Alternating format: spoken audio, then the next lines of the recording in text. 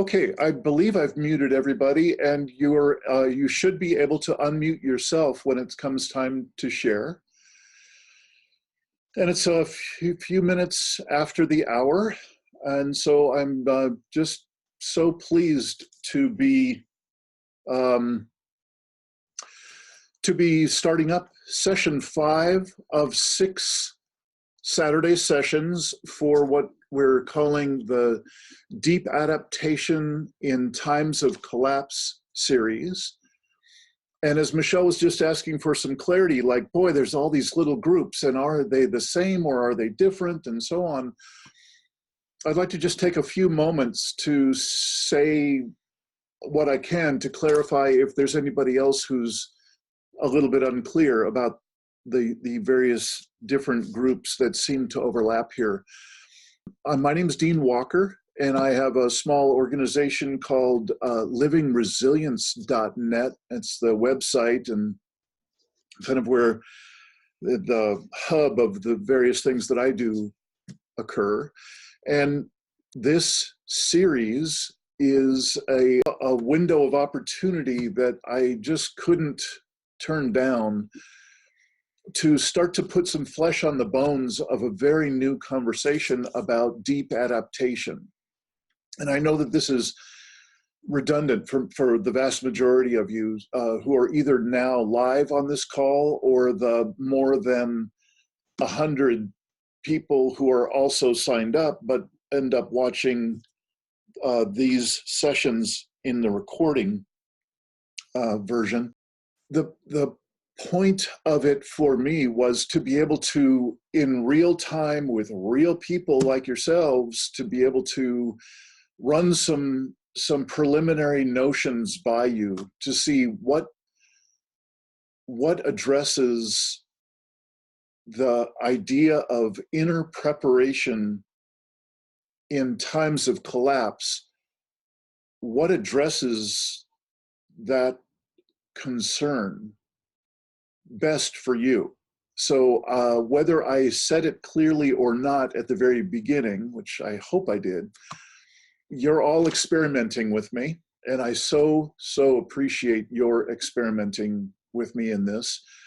As you'll find out just in the next couple of days, I'll be sending out the recording of this episode, and I'll be asking you also to fill out something of a questionnaire and to find out what has made a difference, what was impactful, what was not so impactful. And for those people who have not been here live, I'm going to be asking, was there anything missing that would have been compelling enough to have you be here live, and so on. So that's a little bit about this thing, this Deep Adaptation in Times of Collapse series. And again, they're all on Saturdays. This is the 5th of 6 of them, and the 6th one will be on the 20th of July. Same time, same channel, all that. Then there have been a couple of other offerings that Michelle was asking about. One is a gentleman that joined us, I believe, was it last time or the time before? I'm sorry, I've forgotten. Jay Early joined us, and he's an internal family systems therapist and facilitator and author. And he has offered a number of separate sessions for anyone who's interested in starting up their own support group of this type of this nature. In other words, people who are collapse aware or trying to deal one way or another with the large scale stressors of our times. And for many, many people, this turns out to be one of the core issues that I'm personally landing with as I design these various components of this body of work. I see that especially in the States, we're just horrid at getting together and talking about things that most matter to us. So my apologies if I'm just speaking in gross generalizations. You may have that going on. You may have all the support circles that you need and everything's going great. If so, I would love to focus on you perhaps next session and have a brief interview, perhaps do a podcast interview with you to find out what's working so well, because there are not many folks doing the support group thing very well right now.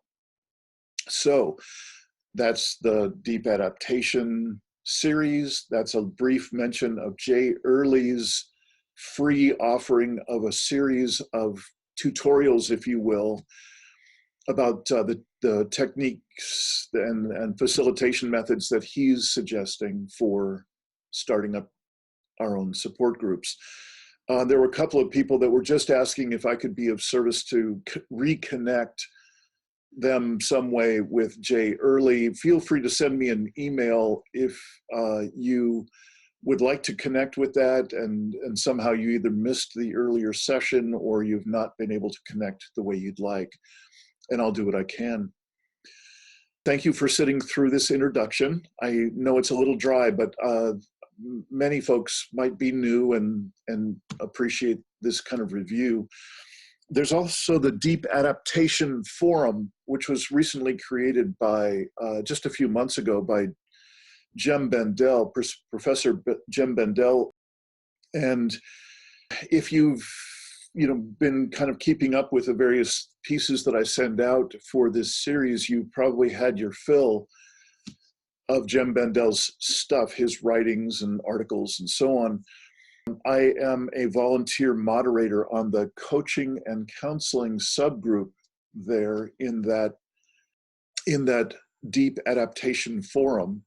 So I would just recommend, if you haven't already checked it out, it is free to join. You're welcome to go in and check it out and sign up for a number of different small groups if you'd like. It is still very new. There's not a lot of activity going on there, but I think it promises to be a very valuable resource and kind of hub for sharing experience and information in these coming times. So there you go. I don't remember if there was anything else. There is a safe circle call that we do on the livingresilience.net website. That's the one I mentioned that I do here at the very beginning. And safe circle calls are on the first, third, and fifth Tuesdays of every month from 6 to 7 p.m.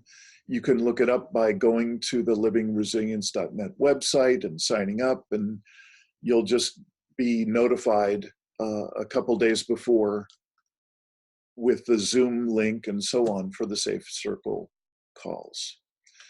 Again, my thanks for sitting through that, but pretty good opportunity to share about the various pieces at play here.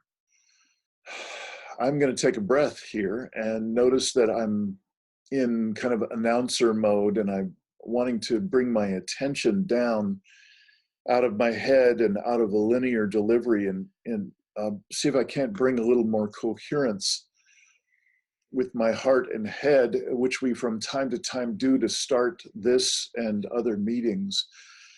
So if you would just join me in finding a comfortable position for yourself and allow yourself to take a few easy, full breaths.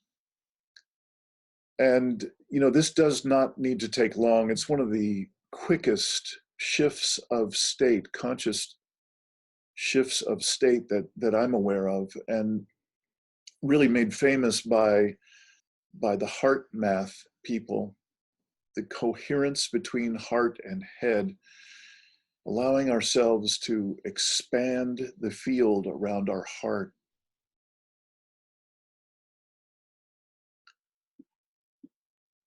And I often allow that field around my heart to expand on the inhale, expand out beyond my body, and even far into the room, and sometimes even far beyond the building I'm in. And with the exhale, I allow my muscles to relax.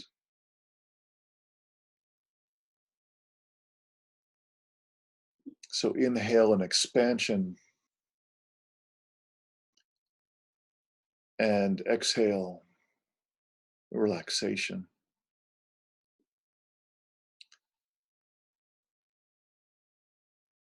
And we have quite a bit of ground to cover. So if you'll just keep practicing that expansion and relaxation and breath and coherence meditation just throughout the call, whenever you need a kind of reminder to yourself, please do.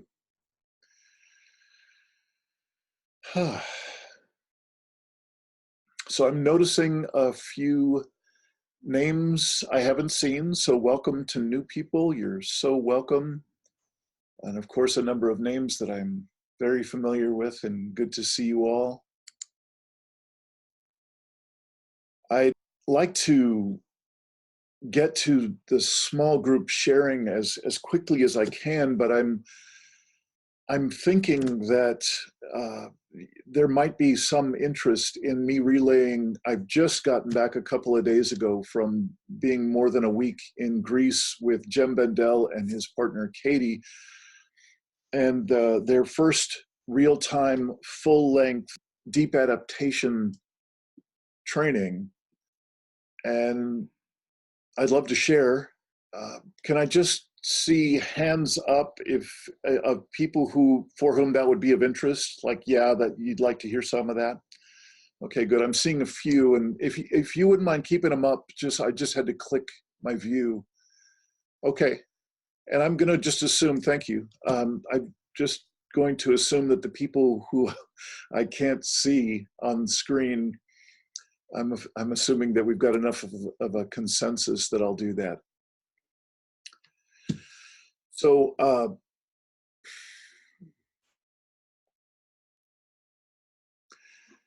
I don't know if it might have been a little confusing, or there seemed to be a little bit of discord, even disagreement with my inclusion of Jeremy Lent and his exchange with Jem Bendel in the last email that I sent out just before this call. Again, could I just see hands of people who had a chance to read through at least what I wrote, if not the full Jeremy Lent? And so if you could just hold a hand up so I could see it, for just to keep holding for a moment. So quite a few of you, great, thanks very much. So why I included that was especially Jeremy Lent's, some would call it quite hopeful, almost a sugar-coated hopefulness was what I was hearing a number of people complain to me about, that they're really not so interested in that kind of hopey, some call it hopium orientation that was appeared to be in Jeremy Lent's exchange with Jem Bendel. And those same people were quick to say that they appreciate Jem Bendel's far more realistic orientation to that we're facing collapse. And it's coming soon kind of a thing, especially from his very first viral writing. Why I included that is it really took me back to the first major step into depth in the workshop that we did in Greece, or that they did and I participated in Greece. There were people from a number of different countries, number of different languages and cultures present. It was remarkably diverse in what I consider to be a primarily white encased conversation far too much of the time. And what I noticed in a couple of people in particular, actually, let me start, if I may, by sharing with you in the first major session of the training, Jem was sharing kind of an update of what he's seeing in the world, what his orientation is to this whole topic. And while he's been obviously pretty darn bold with his assertion of the imminent social collapse of social systems, he went further in the workshop by saying, not only is it imminent, and yes, it still is in many aspects, we're in it now. And he said it in quite a bold way. I'm sorry, I won't be able to remember it or quote it exactly, but what I can tell you is it was a moment we really needed to stop and just stop with the clarity and boldness with which he delivered his own experience, that we are now in collapse. This is not something out ahead to kind of anticipate or prepare for. And please don't hear that I'm saying that we shouldn't further prepare. The boldness with which I heard him speak was about, there's a substantial amount of collapse happening right now. And preparing for that, which is already occurring, is really an afterthought. Preparing for that, which is still to come, absolutely. So I just wanted to make that as clear as I can. Why I included the Jeremy Lent and Jem Bandel exchange, which if you haven't had a chance to read both sides of that exchange, both of their email exchanges and so on, their article exchanges, excuse me, I would recommend doing that because what really showed up after Jem Bandel delivered that kind of next level of sober update about collapse is there were a number of people who really found themselves deeply challenged by that next level.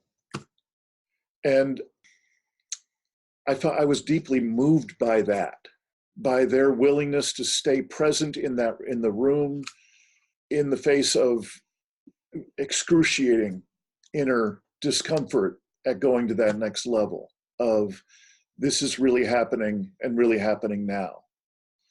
So I want to speak about my own experience of really everyone, including myself. There was so much courage to be that vulnerable with each other and to be that open with one another and that real. That depth and that sharing of vulnerability at that level, we can only have a small taste in something online with a few sessions of face-to-face on a screen. It's just not the same. And I think it's remarkable the depth we do get to go to with each other in these few sessions. But I really just wanted to point to the extraordinary generosity and courage that showed up time and again in the room. And I'd like to also point to a different kind of facilitation than what Jay Early or others that I might have mentioned up till now, what they're offering. Not that there's anything wrong with what Jay Early's doing or anything else. It's just that there's quite a range of facilitation methods for people when they come together in circle. And one of the most significant methods that I've been exposed to was what Katie Carr chose to include as really the backbone of the workshop, and that is circling. So could I see hands of people, again, if you just hold it up and keep it up for a moment so I can get a sense, who have heard of circling? So if that rings a bell. So I'm just still looking. There's a few. Fantastic, thank you. So what I consider to be the magic that is circling, which is also there is a similar body of work called authentic relating, is that it really promotes the creation of a safe container. And within that safe container of the circle itself, it seems to be a nourishing invitation for what wants to emerge from each person, whether that's somebody who's right on board with whatever the topic is in the moment of the workshop or of a support group session. And it also seems extraordinarily useful, maybe especially useful, when people have a number of different realities showing up. They might not agree with the party line or the group's consensus and so on. So this circling or authentic relating and this particular method of facilitation is extraordinarily gentle, but also very, very strong. And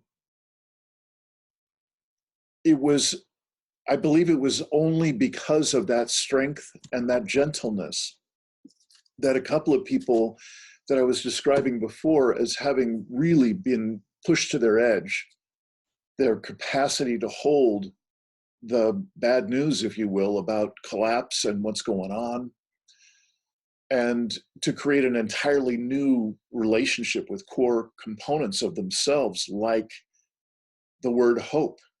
We spent quite a bit of time on really looking at what does hope mean, and is there a way to have something resembling hope in a collapse-aware, functional, concerned person as they turn to face our predicament.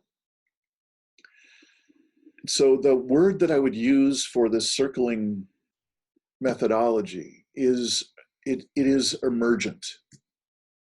It invites that which wants to emerge from each of us who are sitting in circle together.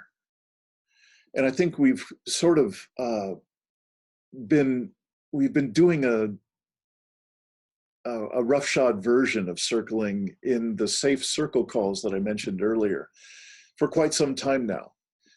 It's really an open invitation to bring forth that which is wanting to emerge. And because there is so much familiarity, that seems to happen pretty frequently in that environment. Let me just stop there. I've covered a little bit of what really impressed me and I hope is valuable to hear about. Is there a specific question or two that I might be able to spend a couple of moments on to fill out the rest of the picture of what I could relay from the workshop? If you're inclined, I don't know, maybe the best way to do it is hold up your hand and I can just say your name and you can, and I don't know if there's more than one person that's even wanting to ask. Maybe not. Yeah, Catherine, looks like you wanted to say something. Hi, Dean, and everybody. I was keen to hear a little about your experience of the workshop in Greece. I saw a recent video posting from Jem, which the energy of which came across very strongly that he's now firmly of the opinion that collapse is underway. And I'm happy to hear that people felt safe and comfortable enough to experience the reality of that while they were in safe company. I suppose my question is if there's a mechanism for ongoing support within the group of people who were lucky enough to be present for the workshop. Catherine, you broke up in I think it was just your last sentence. Would you say the last bit again? I was just curious about if there are plans for follow-up sessions to enable the people who were present for the workshop to continue to support one another uh, as this settles with them. Great. Yeah, thank you. Yes, we're going to be having our first Zoom call sometime soon. I'm guessing within the next week or so. And I don't know if those will continue. I don't know what kind of support groups might end up coming out of it. So that's the quick answer to that part. Can I share a little bit more of my experience? That was the first part of your question? Yeah. So there are a couple things that I will be including when I'm sent my feedback form to fill out for them and for this deep adaptation workshop. One of them is about setting up support groups. I can't imagine anything more important to be doing with the people we love, the people that are important in our communities and homes and so on. And we spent almost no time at all on that. So if there's something to build out or add to in what hopefully will be a series of follow-up calls, I'm hoping that will be one of them. Kind of like what Jay Early's doing, for that matter. It's just really planting some seeds of methodology and of ways of facilitating whatever iteration of a support group we might have back home. Another piece that I would like a lot more of is, I don't know how many of you might have watched listened to the podcast link that I sent with Daniel Thorson and his Emerge podcast, speaking with Joe Brewer. Joe Brewer, a designer of future systems, regenerative systems. And he was asked, what are some of the most important inner tools that you'd recommend as people face our predicament-laden world? What do you see as most important? And his response was advanced self-regulation skills and a psychological flexibility. So I'm going to take a little poetic license because he didn't say a whole lot to put flesh on the bones of that.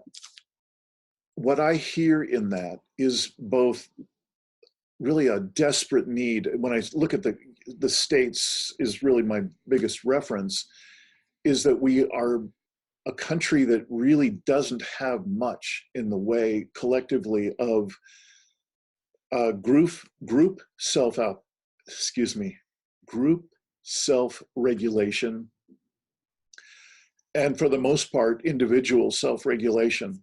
What we are is a culture that is jamming most of the time. We're busy, we're overbooked in our attention and our work schedule and our energetic output. So that's why I sent out quite early on in this series a recommendation to pick up the book about the community resilience model from Elaine Miller Karras, Building Resilience to Trauma. And for that matter, the book by Bob Doppelt called Transformational Resilience. Those are both massive contributions certainly to my inner toolkit of self-resilience and self-regulation. The psychological flexibility, I believe what he was talking about is our ability to tease apart our self-identity from the business as usual human operating system. It's so interwoven into the threads of our being that without doing that that important inner psychological work, that shadow work, that inner resilience work, and so on, we don't stand much of a chance to really understand and reclaim our own inner truth, or the reconnection with deeper self, each other, and Earth. So that's why I was sending out those elements quite a while ago. And by the way, Kurt, I have been seeing your mentions in the chat about not getting those links. I'll be sure to get those out to you after this call, and I'm sorry for that breakdown. So what started me on that link, on that loop, was mentioning, based on Catherine's earlier question of, so what are some of my other experiences? I had really nothing but positive to say about the experience, including the place where it was held has a very few staff, paid staff, and it's a conscious community that also has a tremendous number of volunteers that come on a seasonal basis to support the running of 3 different centers near one another in this area in Greece. There's so much that I could go on and on about the very positive, very inspiring aspects that were put together, processes and so on. And I was just mentioning a couple that seemed I would like more of an emphasis on in this kind of basic or introductory level work. And that was the self-regulation at the group and individual level, and that psychological flexibility that Joe Brewer mentioned. I'd also like to connect that up with the internal family systems work that Jay Early offers, and many others do as well. I have found that to be a remarkably gentle and potent method of being very much engaged in my own inner work, that shadow work and so on, with an absolute minimum of pathology and stigma and the kind of obscure nature of some therapeutic work of that type. You know, I just can't imagine that Jay won't be sharing some aspects of that in his series on building support groups. I'm wary of taking any longer. Is there any other hot question about updates from Jem or Katie or the workshop, or should we move on? Kurt, did you wanna? Yeah, you mentioned that, I think you said something around the idea that it was a mixed, multiculturally or racially mixed group. I'm really interested in hearing about that because, you know, as we all know, reflecting here, this group is not. And so many of the other groups that I've encountered that are dealing with near-term collapse and other things like this are almost entirely white. Yep. Which, as you know from my communications with you, I consider to be a really deep issue and a difficult one. Yeah. So I'd be interested to hear what he did in order to, or, you know, what that was like in creating a more mixed community. Yeah, thank you, Kurt. I really can't speak to how Jim and Katie promoted this workshop and how they got the word out to this particular group that chose to be there. They were self-selected group. We all did apply, so to speak, but I don't think there were a whole lot of people turned away. So what I can say is it was an absolute pleasure to be with every person there, no matter what their racial background happened to be, but particularly the people who brought a different cultural background, different agencies from whole different continents. I feel like I expanded massively by being able to just be around their thinking and their particular agency's orientation, their personal orientation. It was rich and great. And I took some video while I was there, did brief interviews to find out what each of us participants, what our reactions were to the work, and also what we'd like to just share with folks like yourselves who might have some interest and like to know, what is this work? What is this deep adaptation stuff, and so on. I'll be putting together hopefully a relatively brief video compendium of nice shots of the place, peppered in between this sharing from each person who participated. And I think, Kurt, that'll give you a real sense of the people that I'm talking about and their orientation. And I would suggest, if you have questions about, how did Katie or Jem get the word out in a way that invited more diversity, I'm happy to hook you up with their emails, and you can, put out a question to them. Okay. Yeah, that would be good. I don't know. I'm not seeing myself right now, so I don't know if you saw my thumb up in the air, but. Okay, I see it now. Thank you. Yeah. So, again, as soon as possible, I want to get us into some sharing. And I'd like, the last piece I'd like to offer to you is, I've been stunned by the scale of the news updates that have been coming at us collectively since we started this in May. So it was 2 sessions each in May, June, and July. And we had,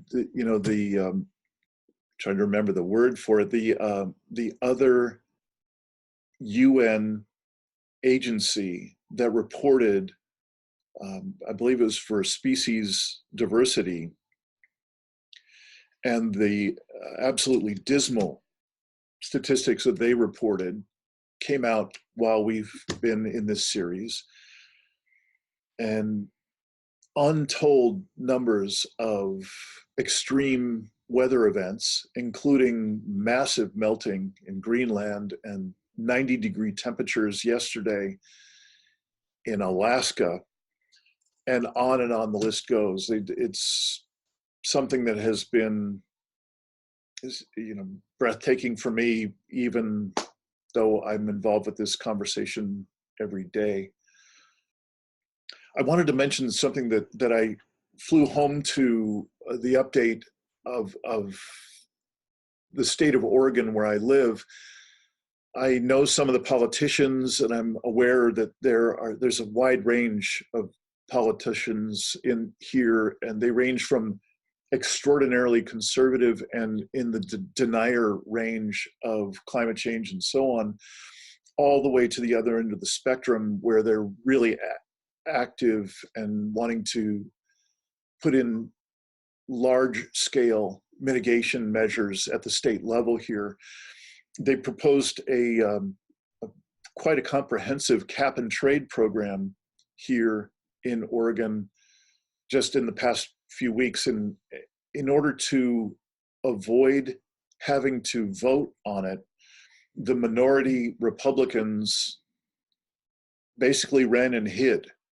They ran away from their legislative session, which we have for only a small portion of the year.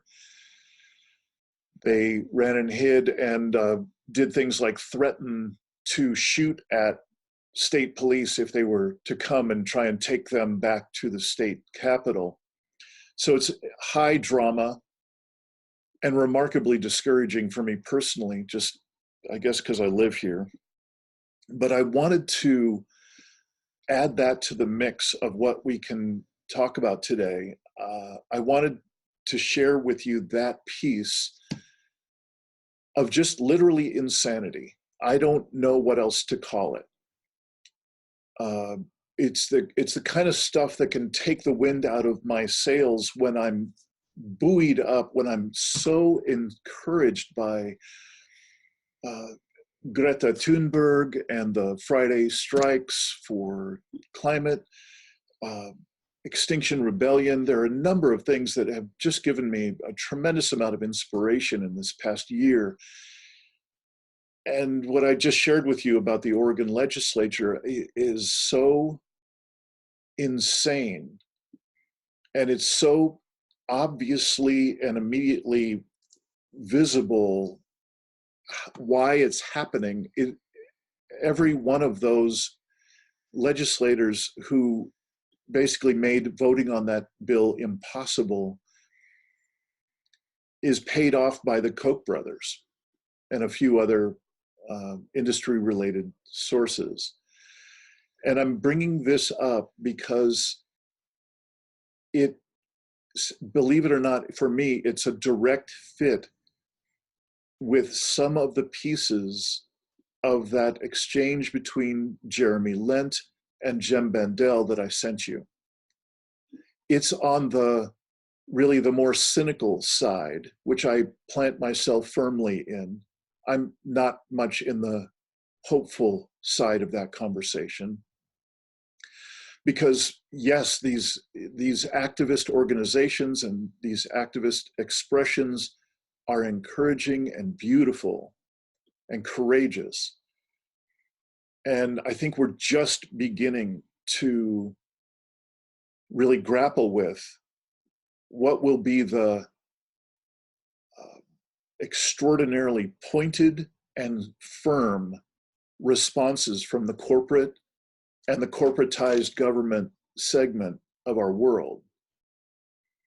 I'm bringing all this up because I believe that all of these things exist because we are so awful at talking with one another about these issues,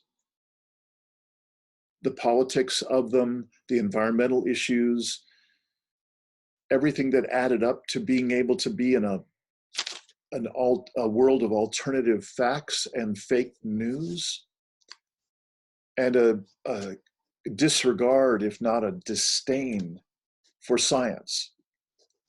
That's the world we're in. And it's taken me a lot of work, a lot of inner work to face how I'm complicit at the level that I am in not having called any of that in the going on 25 years that I've been aware of our downward slide. So thank you for listening to that. That was my long-winded way of sharing one piece that I'm extremely impacted by. Again, taking the wind out of my figurative sails. So what I'd like to invite us to do is to break into small groups and to take on a couple of the aspects of the Greece workshop that I was just describing, a couple of the more challenging elements that we didn't spend nearly enough time on for, in my opinion, and particularly this one about how can we set ourselves up for the quality of relationship, the quality and quantity of right relationship in our world, to be able to have the kind of support and holding space and bearing witness for each other in such stressful times. I'd like to ask us to share about that, and please just be as honest and as straightforward as you can be as you self-assess. What is your level of support? How much support do you have in your life? How much agility do you have in terms of speaking with people who are different from yourself And if you're anything like me, for that matter, people who are in your own family or intimate circles, there can be as much resistance there, in my experience, as when the people are quite different. So I'll be breaking us into groups of 3, and I'd like there to be a timer, and for each of the 3 people, I'd like you to take 3 minutes apiece to just disclose what is the current state of affairs of your structures of support in your life. Have you got as much as you want? Are you good at reaching out and creating circles of support at whatever level is appropriate for a work environment, a home environment, family, and so on? So I've got somebody who's asking for some clarity about right relationship. So I'm sorry that I'm using that offhandedly. I use that expression from some of my mentors and teachers over the years when I've had the privilege of being in the kind of safe container environment or the circling environment that we've been talking about. There comes a time when there's a unanimous experience in the group, usually unanimous, that there is a level of comfort and being held by one another, and also that welcoming of that which wants to emerge authentically from each member of that group, that is sometimes called right relationship, inviting that which is an authentic expression from all members, and a way to contain that or keep that relatively safe so that each person is then compelled to deepen that expression over time. So right relationship, I know that it's fraught by using the word right and the evaluative quality of that. So my request is that you just bear with it. And if it's a term that works for you, please do use it.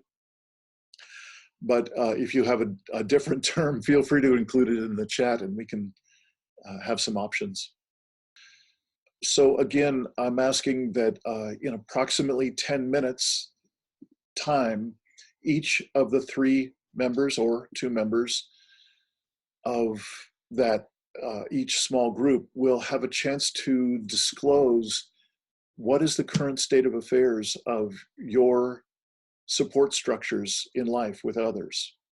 And if you have the time for it, please speak about your self-assessment of how well you can connect with people who are not so like yourself in the name of more connection in your community, in your work life, home life, and so on.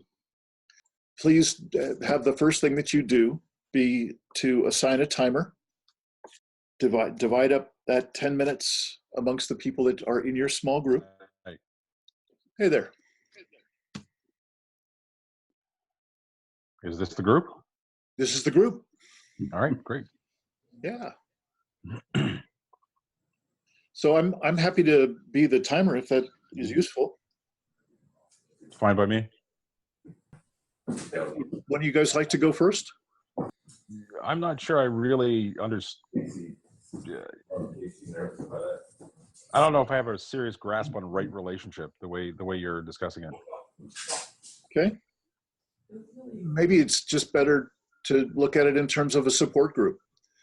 Do you have support in your life where on a regular basis you're able to speak your truth and without having to worry about somebody arguing it or debating it and so on, and for you to be able to offer that to others in a way that you feel supported and encouraged to? Yeah, frankly, no. Okay. Yeah, I mean, that's short to the point. There are a few people out there I could try to reach out to. I'm not closely connected with. I have sort of a loose connection with some folks who are more in the environmental side of things. They're nature connected. I don't know if you're aware of the Wilderness Awareness School, the Vermont Wilderness Program. Like some folks that I've kind of tangentially connected to there. But I've never really had collapse conversation with those folks.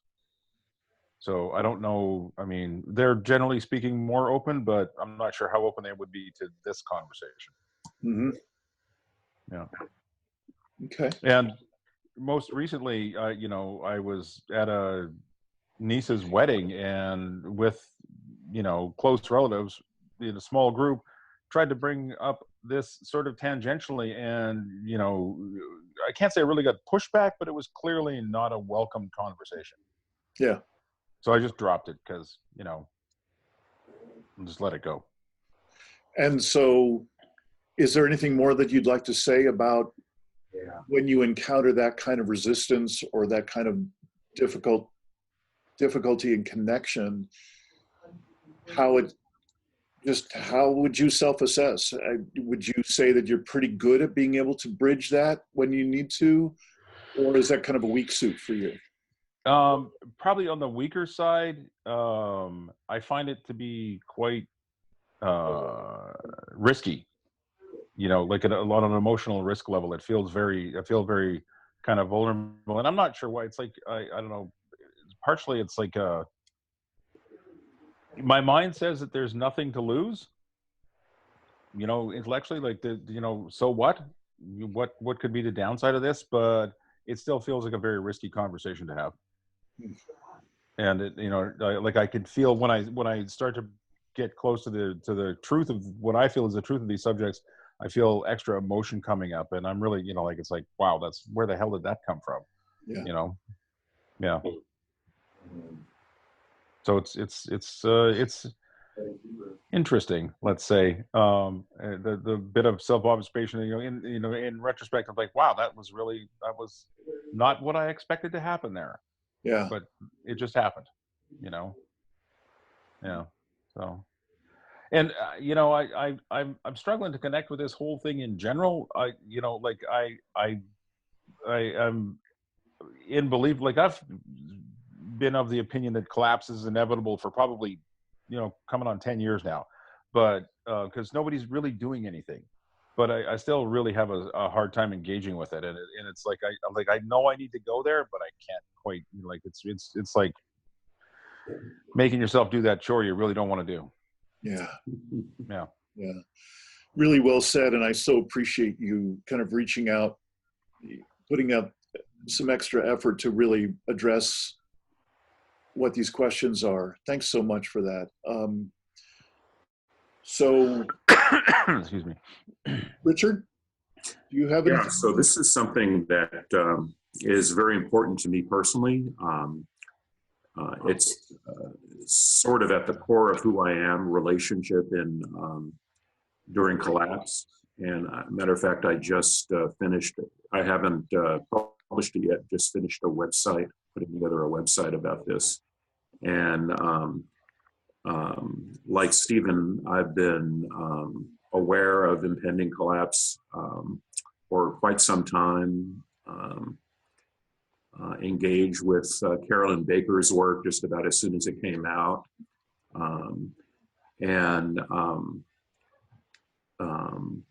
So relationship in general is something that I'm very, very, very sensitive to and have explored in depth for a long time. And so that may color my own experience of it. My wife and I are completely in sync on this. And we have a few friends who I would say are on the same wavelength with us. I have more people that I'm connected to online than, shockingly to me, than in the everyday world, because I live in a place where one would think that there would be more people within a short driving distance. that I would be able to connect with, but I cannot. And even in this allegedly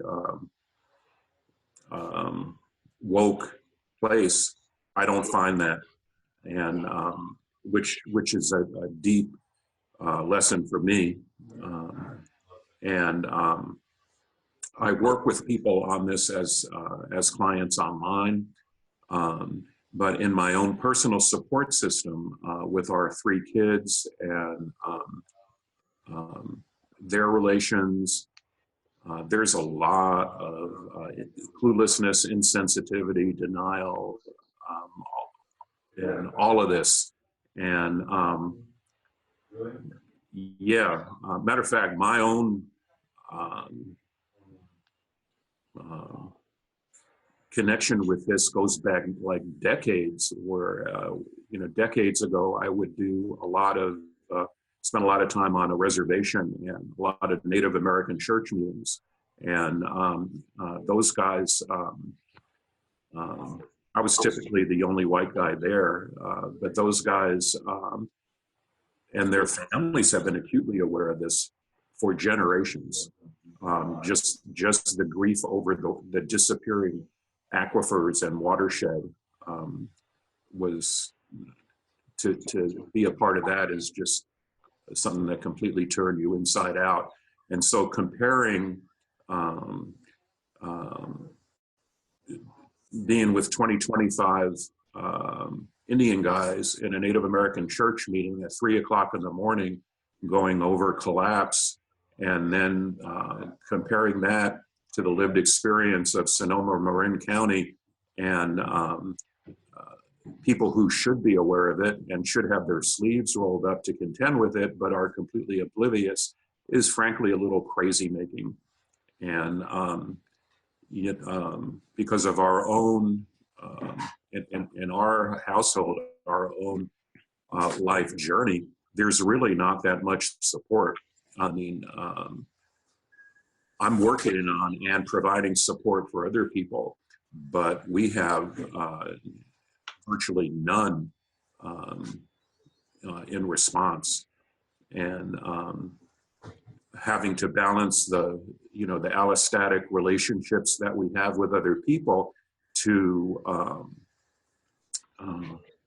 bring about some kind of deep adaptive allostasis or regenerative allostasis with, it's not that easy. I can connect with just about anybody from any walk of life, any age. I'm really, really good at that. And this has taken, for me, everything that I have to be able to join with others in navigating the transition into this kind of consciousness, and especially living consciousness that come into grips with it. So that's what I have to say. It's a challenge. Yeah. Well, thank you for that. Yeah.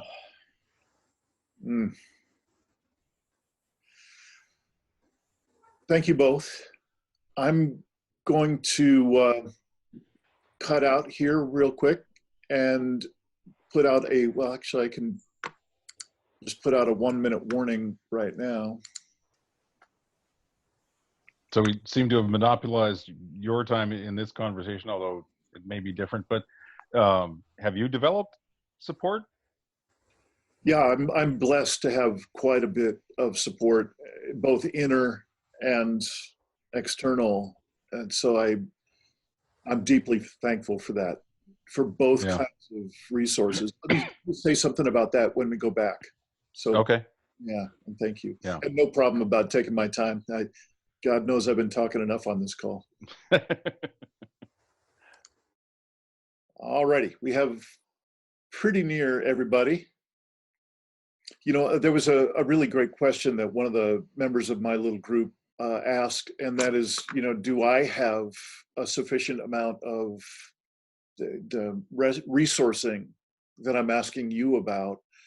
And I would say yes. At the moment, I just feel very blessed that I have both the inner resources which I'm happy to share a little bit more about in these last couple of between session emails that I'll be sending out.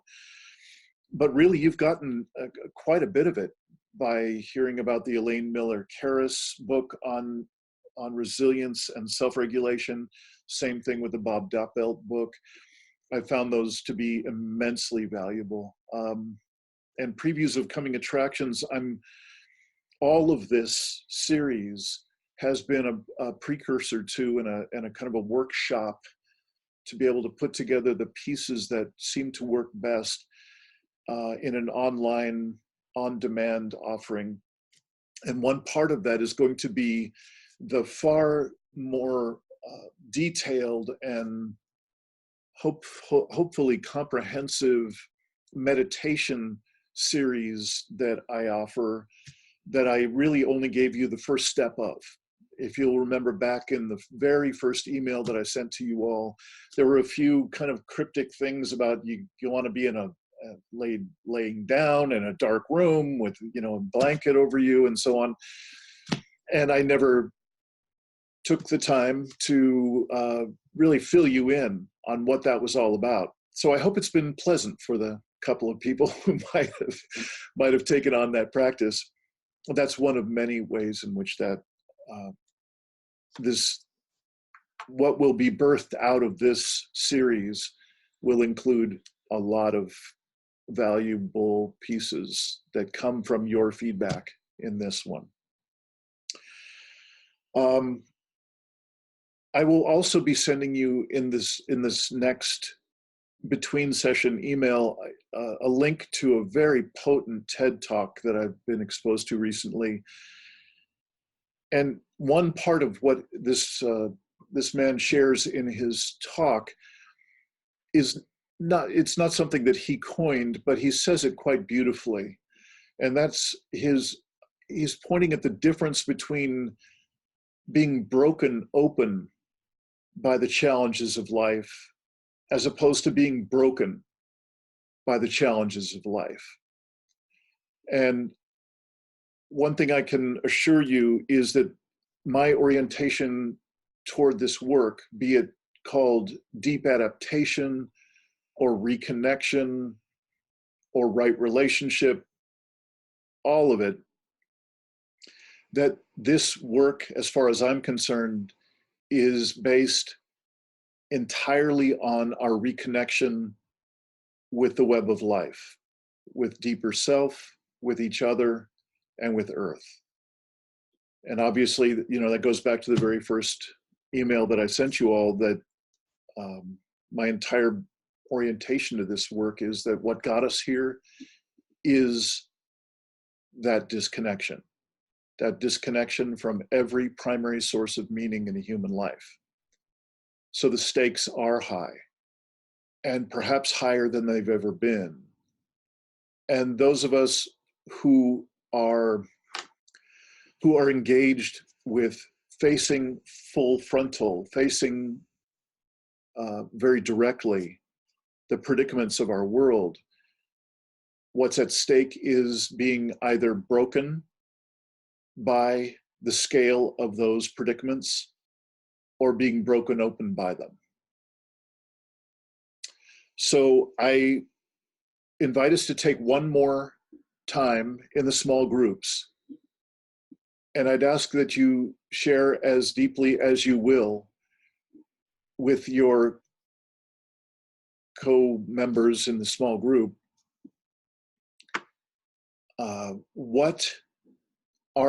what have you got in place in your life that will lean you toward the being broken open part of the equation? And what do you know is present in your life that is going to tend to lean you toward being broken? So let me stop there. Is that clear as a question? Is there a way I can clarify it for you? So William, are you saying it's not a clear question? Yeah, there you go. Yes, it is David Brooks. Thank you very much, Richard Edelman. So the question that I'd like you to take into this last small group sharing for this session is for you to disclose and self-assess best you can.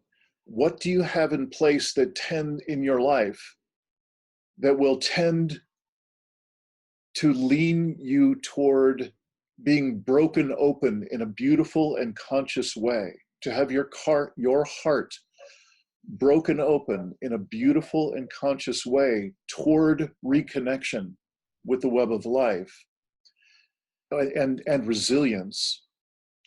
And what do you have in place in your life that goes the opposite direction, will tend to be more of a strain on your system, your inner system, your family relationships, your business, and so on? In other words, what will lean you toward more being possibly broken by large-scale stressors in our near future? Is that any clearer? And if there's still a problem, just raise your hand and I'll and unmute yourself. And are we good? Okay. So as long as that's clear, let's get into small groups and do that. Do you have a time limit today? Yeah, very good. Let's do another 10 minutes and divide that 10 minutes up into the number of people that are in your small group. And I will join you, Laura and Laura, in your small. And please, if either of you would like to begin, I'm ready to roll. Okay. Well, I guess I'll say that what would break me open, what would break me seems like would be either me getting completely devastated emotionally by some event that happens, like, if something painful happened to a loved one right in front of me, like that I would probably be broken by that. Like I can't even predict how I might feel in my trap by some horrible thing happening to someone I love. Or even me, like if I go through like inability to access food or water, like to have some of my basic needs met, I think that might break me. And then what breaks me open is witnessing, I don't know, amazing surprising acts of love and kindness that people do, surprising acts of resilience on the part of nature. Like if I just see things that I just couldn't expect, that I couldn't predict, that can kind of shock me and wake me up. Just having moments of witnessing the preciousness and the beauty of life, those break me open.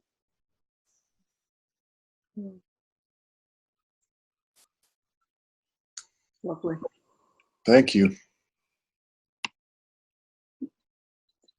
For me, the things that would break me, I think, are very similar to what you described, Laura. They come down to kind of that very base level of human needs, food and water and shelter and those kinds of things. And I feel, not as, I guess, concerned about that as, I feel a fairly good sense of self-sufficiency, or at least a sense of just acceptance that, when it happens, I'm just going to deal with it. There's really not a lot that I can do. I've tried to stay out of that kind of prepper mode, that mental mode of, prepping and that sort of thing. and really trying to focus more of my mental and emotional energy on, as we were talking in the first one, Laura, about kind of skill building around things, skills that will be helpful in chaotic times where things start to break down. And for me specifically right now, that's around kind of wild food foraging and herbology and some things like that. And in addition to just some really basic kind of skills around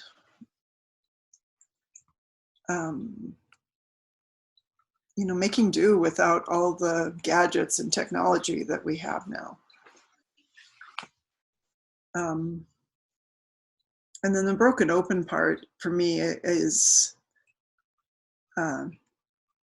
just the amazing moments that I experience when I go to nature and I try and slow down and I try and quiet my mind, and the things that I notice when I do that are just, it's becoming a regular thing now that when I go to these places, I've got several places here in the city of Calgary, just right in the heart of the city that I go to. And if I can go there and go in a way of being open and noticing in that openness, I'm gifted with these incredible experiences of life just basically kind of coming in and saying, we're here and we're so happy that you noticed us. Or at least that's the sense that I get. And for me right now, usually that's around the bees will come and I'll see bees everywhere around me if I sit still long enough. Or my last hike up into the old Doug fir forest, there was one bush that was sitting in the sun. I think it was an Oregon grape, and it was just covered with little blue damselflies. And I had walked by that bush twice, and only on the third time after I had kind of finally started to settle down did I notice it was just covered with these little beautiful blue damselflies. Just amazing. So, yeah, being able to notice. Thank you. Yeah. I'm curious if either of you have anything that you might share about how do you speak with the young people in your life? Age appropriate children or young adults for that matter. How do you speak with them about this stuff? Carefully. Hmm?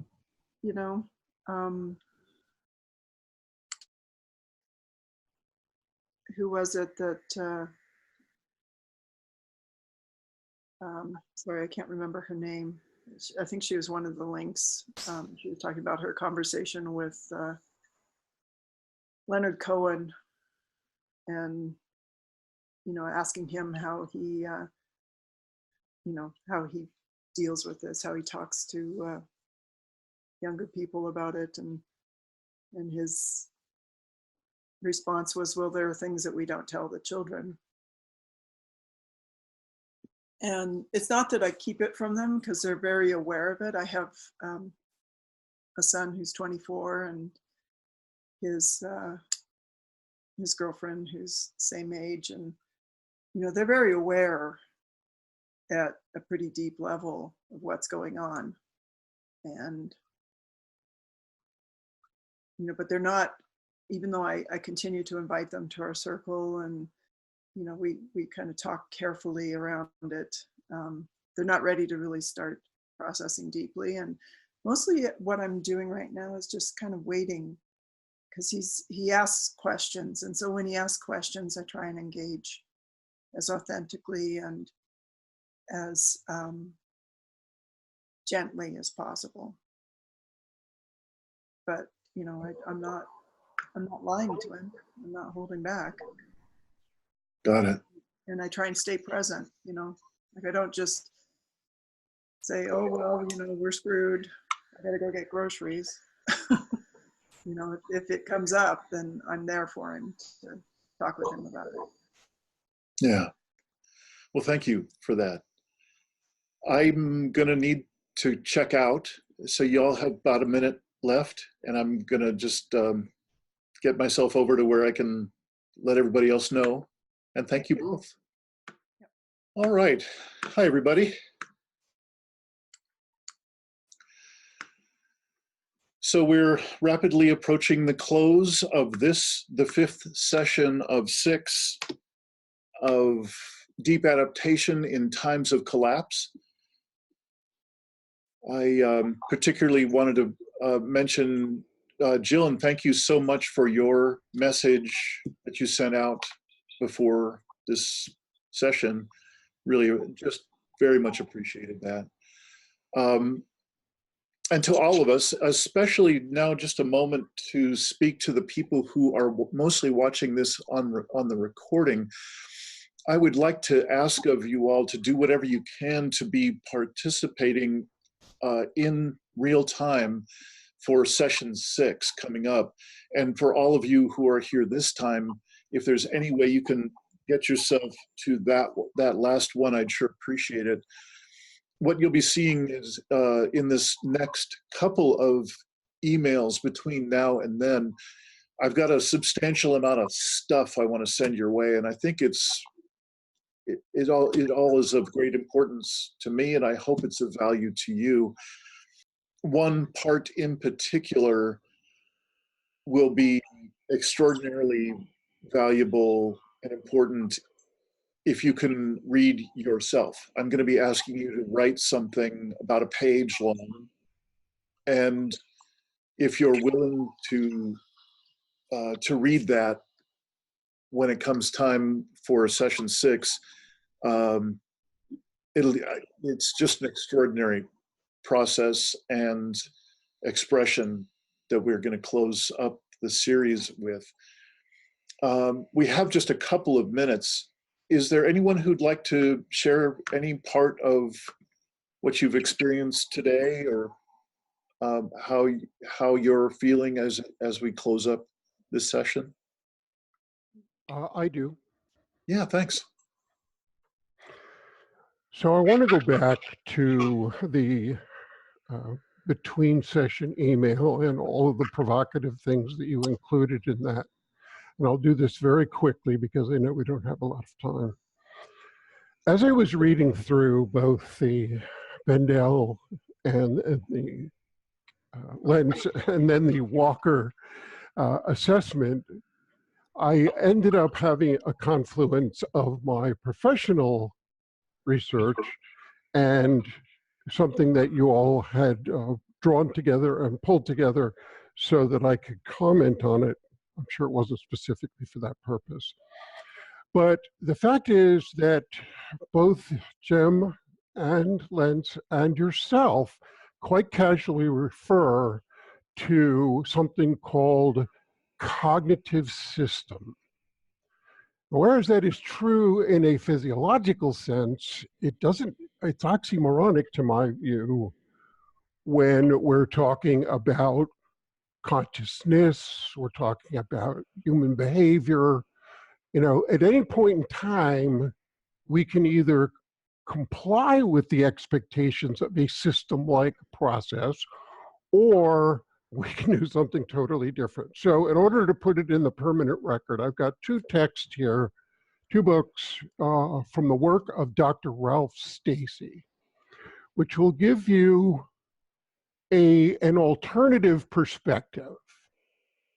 All right, actually, it's not even an alternative perspective, it's a third perspective. It actually bifurcates, separates the 2 aspects of complexity science. Stacy was an adherent of chaos, the chaos understanding, and then abandoned it visibly in his work and tells why. And it's very, very important we understand that. Complexity science, the complexity aspect of complexity science, Stacy argues is useful as analog and metaphor, but it is not the system. We can learn lessons, we can provide expressions and etc. from this. So I strongly encourage you to recognize what, our understanding is developed through the lens with which we choose to perceive something. If we choose to see everything as a system, Stacy argues you are seriously constraining your ability to understand what's going on. And back to your key point towards the end of the email about the aspect of human agency. This, of course, then relates to the hope and despair conversation in terms of what you can choose to do about that, as opposed to something that is an inevitable consequence. All of this came out of that marvelous email that you sent. So I don't know if you want more detail on that, but I urge you to take a look at Stacy's work. He's an emeritus at the University of Hertfordshire right now. And they've actually moved on to something totally different without even, I think, properly recognizing. I studied this for 19 years. Yeah. That's a long time. So anyway, I offer you that, and I thank you for the opportunity to bring that up. Yeah, thank you so much for that, William. And would you mind typing in at least one of those book titles and the author for us in the chat, please? And for anyone who has to leave right now, please feel free to go. Thank you very much, and we will see you next time. If there's anyone else who would like to take a couple of moments to just share a small amount to connect a little bit, I'm willing to stick around and would love to hear from a few folks. So again, William, thank you. Jillian, do you want to start us out? You started this today's thing of talking about bringing, the conversation between Bendel and Lentz and hope. And I think this is not my idea, I'm stealing it, but I think it's important we all, on some level, realize it doesn't have to be one or the other. There can be two balls in the air. It doesn't have to be completely dichotomous. The dialects kind of idea. And I think that there's probably an important play, and I mentioned this in the email, that some of us take the more of the Bendel sort of, and I don't even think he's hopeless. I don't think that's a fair term to put on him. But his take on it versus Lentz's take, who I also don't feel is completely hopeful. I think that they actually both exist very similar spheres. They're just not recognizing their terms. But and that we realize that we all are important in that, and that all the scales of that are important. Those of us who have some false hope, those of us who have doomsday, and those of us in between, and that we don't judge each other those, because the last thing we need to do or want to do is divide those of us who are conscious and want what's best for this planet, and that we don't let, because you divide and conquer. So we want to be careful not to judge and divide, because then we're almost playing into whatever horrible hands we can play into. Yes. Thank you so much for that. And boy, we could spend a number of sessions here about the shadow and the just human fallibility that's in place, as well it should be. In all of us who are collapse aware, there is no built-in addition of wisdom that happens when we become collapse aware. So thank you very much for that point. I'm so with you there. Maybe one more person to just, how you doing? I want to give Richard a chance to talk, but I also would like to say something. I may be an outlier in that I've been collapse aware for 25 years and been watching this approaching and maybe more. And it's, Dean, I appreciate that we have a different point of view, and I loved that you offered the the dialectic between the two writers. I'm not recalling the second one's name. There's Jim Mandel and the other guy. The other guy is me, and I actually don't see it as. I really love that Gillen, you brought that forth because.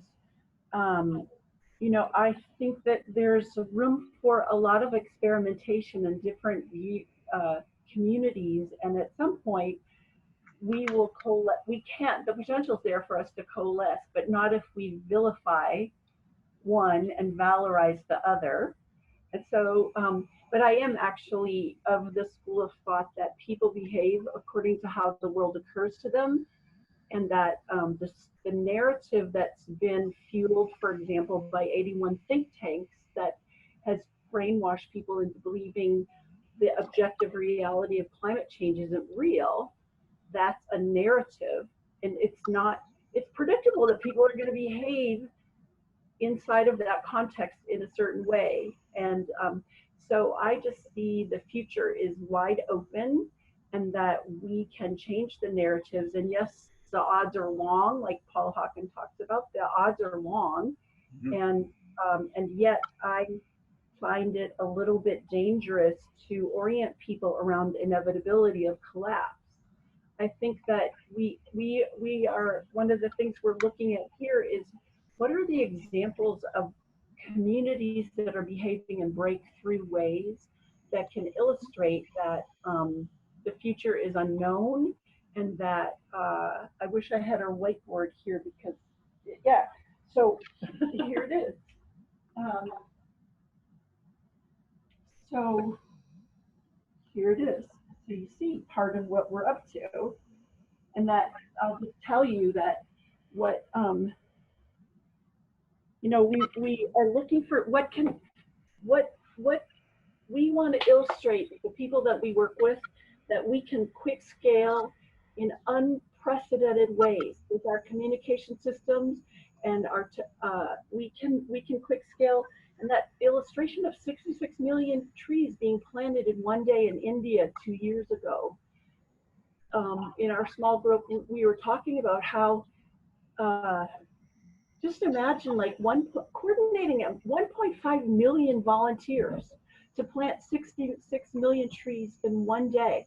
Imagine the logistics of that. If you've ever coordinated 10 volunteers, we're so much capable in India, for God's sake. The people in who are the people that do the world's records? The Guinness World Record people were there. Imagine getting that whole thing coordinated. We're so capable. We wouldn't just let ourselves be distracted and titillated by the trance of the modern world. Yeah.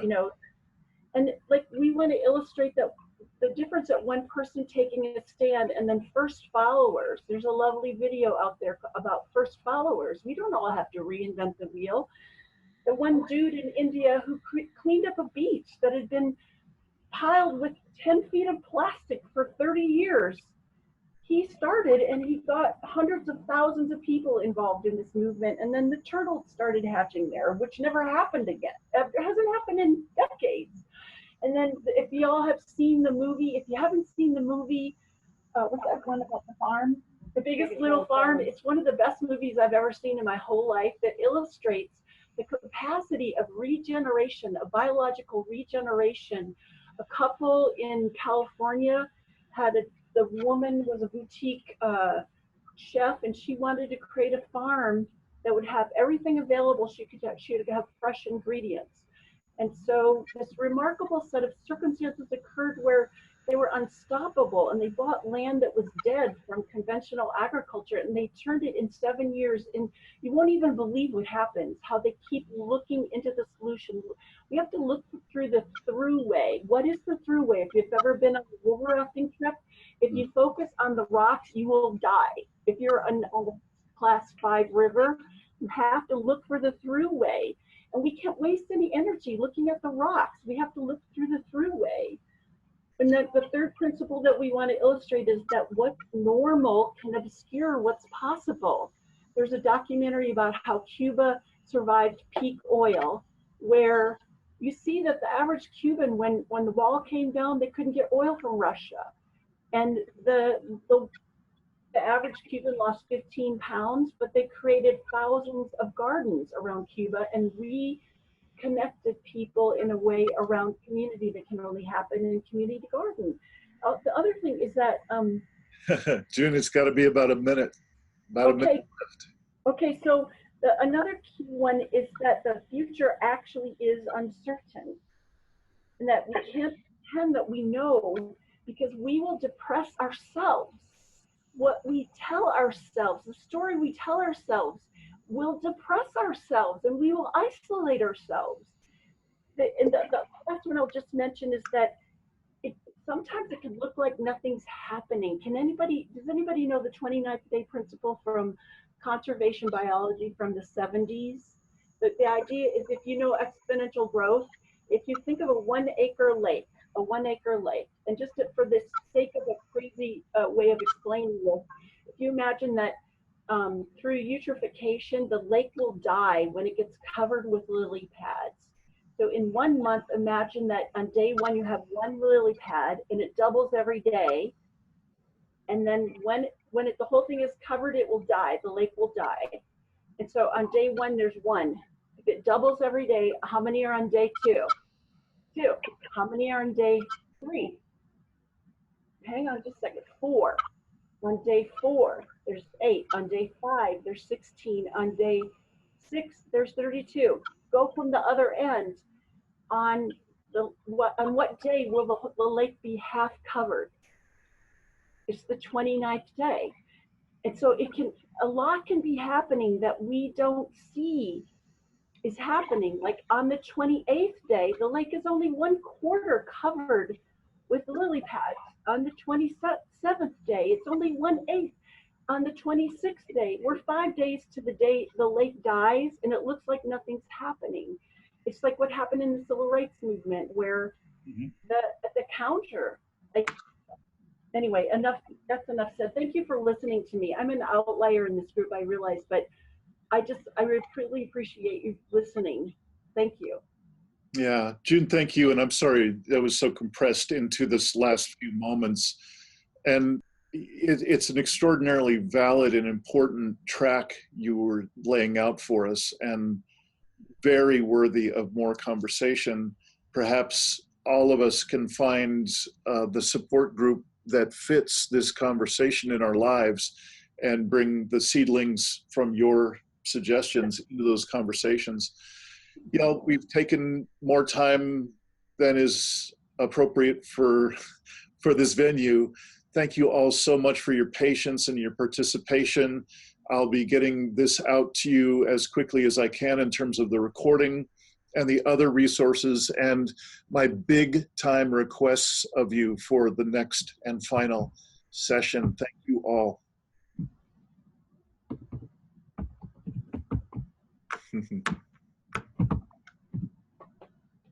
Bye. Bye, everybody. Bye, everybody. Thanks, Dean. Thanks. Thank you, Dean. Thank you very much. Really important. Yeah. Good to see you, Michelle. Good to see you, Dean. Till next time. Richard, thank you. Thank you, Dean. Talk soon. Yeah, that'd be great. I'm going to look at your site, man. You want to check it out? Sounds good. I appreciate it. Okay. All right. Bye all.